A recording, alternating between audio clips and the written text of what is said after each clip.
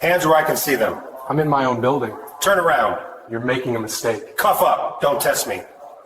Call your supervisor. I am the supervisor. I am the supervisor. Cute. This ends your career. You don't tell me. This is the moment he loses everything, not later, not after the investigation. Right here, when arrogance convinces him that the badge outranks reality. By the end of this encounter, the officer will lose his badge, his pension, and the uniform he wrapped his identity around. Civil judgments will circle him like vultures. Federal charges will follow, and the sentence, 15 years, will not come from anger but from proof. Cold, methodical, unforgiving. But none of that exists yet. Right now, all he sees is a man who didn't move fast enough. The officer steps closer, invading space with purpose. This isn't about safety anymore.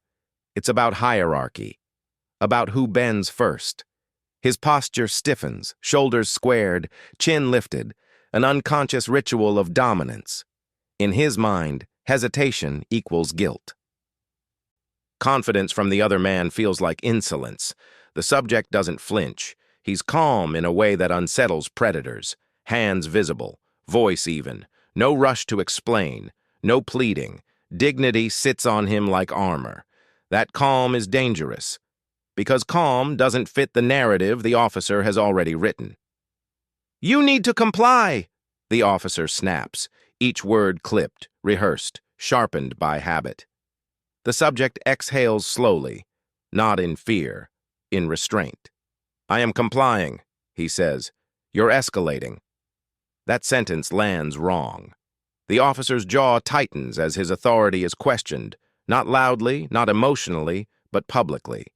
And that is the trigger. In his world, respect is oxygen. Without it, he suffocates. This is the first career-ending moment, because from here on out, every decision he makes will be defensive, not lawful. He is no longer enforcing policy. He is protecting ego. He reaches for the cuffs. The sound is unmistakable, final, metallic. "Turn around," he orders. The subject doesn't raise his voice. He doesn't resist. He turns just enough to show compliance, but not submission. "This building is federal," he says calmly. "You're outside your authority." That's when the officer crosses the invisible line. "Authority?" he scoffs. "I don't need permission." This is the second dangerous moment, because the law doesn't care about confidence. It cares about jurisdiction, and the officer just dismissed the only warning that could have saved him. The cuffs close around the subject's wrists. Click. That sound echoes far beyond this hallway. It echoes into internal affairs offices, federal courtrooms, prison corridors. But the officer doesn't hear any of that. What he hears is control. He escorts the man forward, gripped tight, steering harder than necessary, a subtle punishment for defiance. The subject stumbles slightly, not from resistance, but from imbalance. The officer uses it instantly. "Stop resisting." A lie, spoken so easily it scares even him, just a little. The subject regains footing, straightens, keeps walking. "You're making this worse," the officer mutters. What he means is, "You're making me look wrong." This is where power dynamics invert, because the subject finally speaks the truth that changes everything. "You should check who you're detaining." The officer laughs once, sharp, dismissive. "I don't care who you are." That sentence will be replayed in court, slowed down, analyzed, quoted, and explained. Because in this country there are lines even badges don't cross. The subject lifts his cuffed hand slightly, not to pull away, but to emphasize stillness. "My name will be very familiar to your supervisor." Still no panic, no threat, just certainty.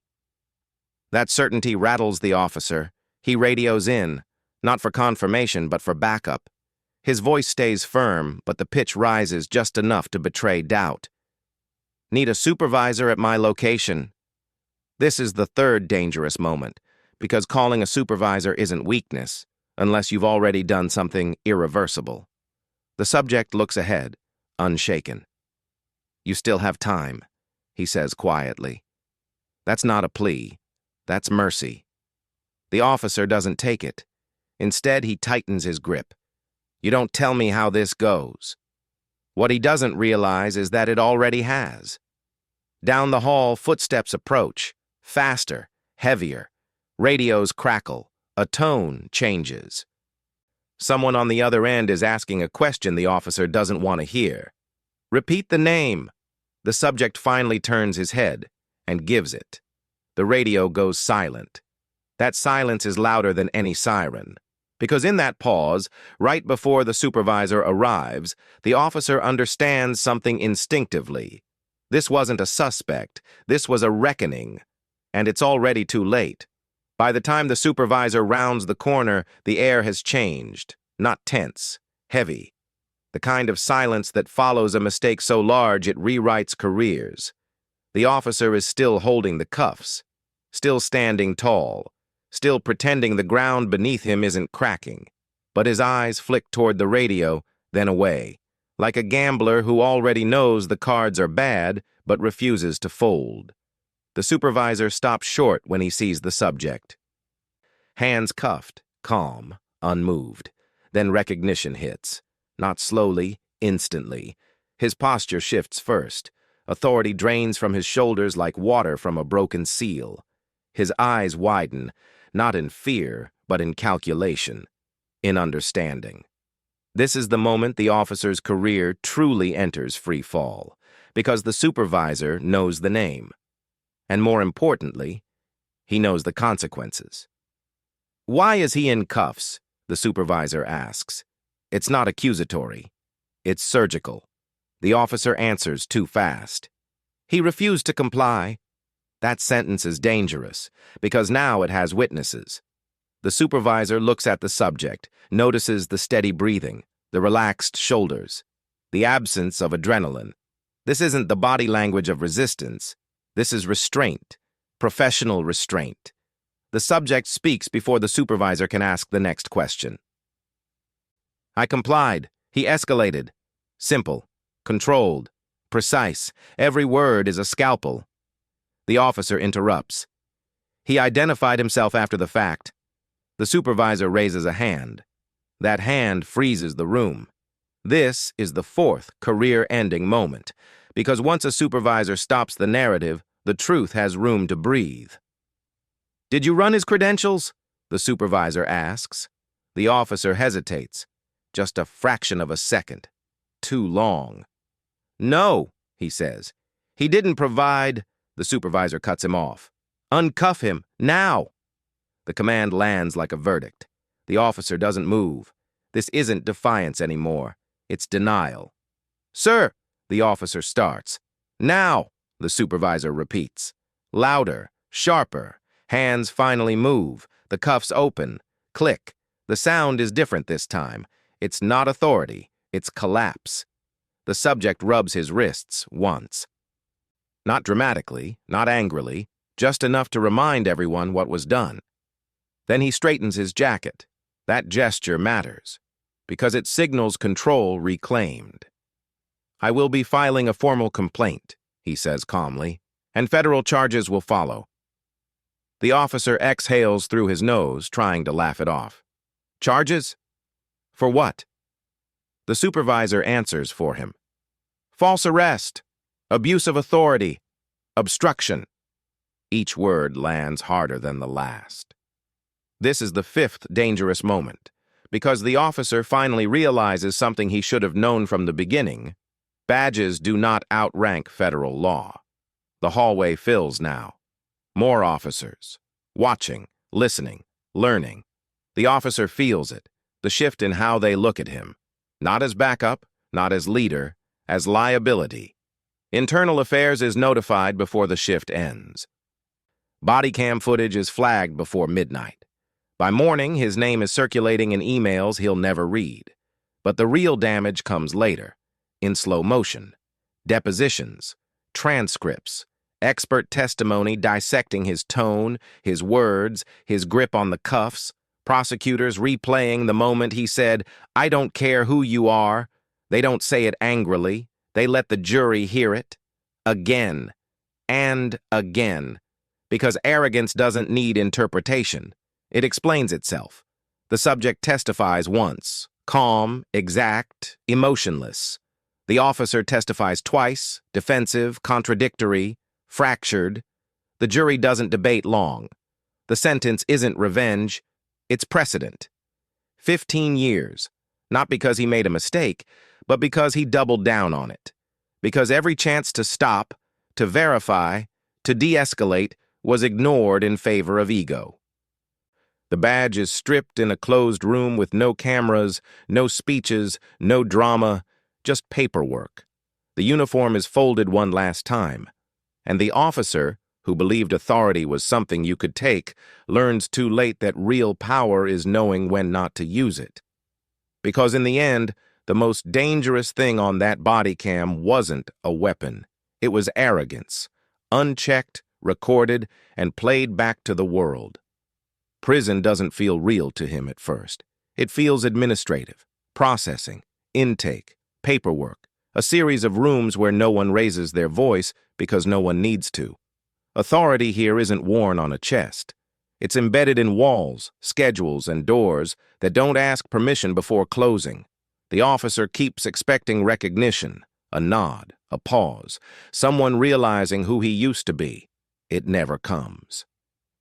That realization is the sixth and final career-ending moment, because prison strips identity faster than court ever could. The uniform is gone, the belt, the radio, the reflexive confidence that once made people step aside. In here, arrogance doesn't project power, it attracts attention. And attention is dangerous. His first night is sleepless, not because of noise, because of memory. The hallway replays in fragments. The cuffs, the calm voice, the warning he ignored. He tells himself the same lie he told on the stand, that it was a misunderstanding, that anyone would have done the same.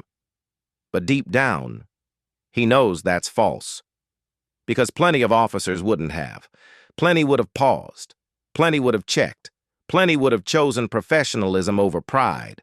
That's what haunts him. Not that he made a mistake. That he recognized it and pushed forward anyway. In the weeks that follow, letters arrive, some from family, careful, hopeful, still using words like appeal and reversal, others from former colleagues, shorter, colder. They don't defend him, they distance themselves. I never agreed with how he handled things. He always had a temper. We weren't surprised. That's when the final truth lands. The arrogance wasn't hidden. It was tolerated until it wasn't.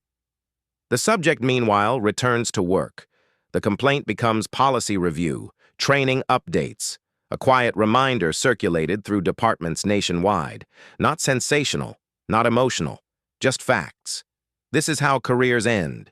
This is what unchecked authority looks like on video. This is why verification matters. The subject never celebrates. He never needed to. His dignity did the damage. Years pass. The officer learns new rules now, new hierarchies, new forms of compliance. He keeps his head down, answers to a number, eats when told, moves when directed. Sometimes younger inmates ask what he's in for. He hesitates. Then he says the truth. Didn't listen. They usually laugh, but some don't. Some understand immediately, because power doesn't disappear, it transfers. And the ones who survive are the ones who recognize when it's slipping away. On the anniversary of the incident, a guard hands him a piece of mail. No return address. Inside is a single printed page, a transcript excerpt. His own words. I don't care who you are. He folds the paper carefully, not in anger, in recognition. Because now, finally, he understands exactly who he was talking to that day. Not the man in front of him, but the future version of himself, the one who would lose everything because he mistook ego for authority. And by the time he learned the difference, the door had already closed.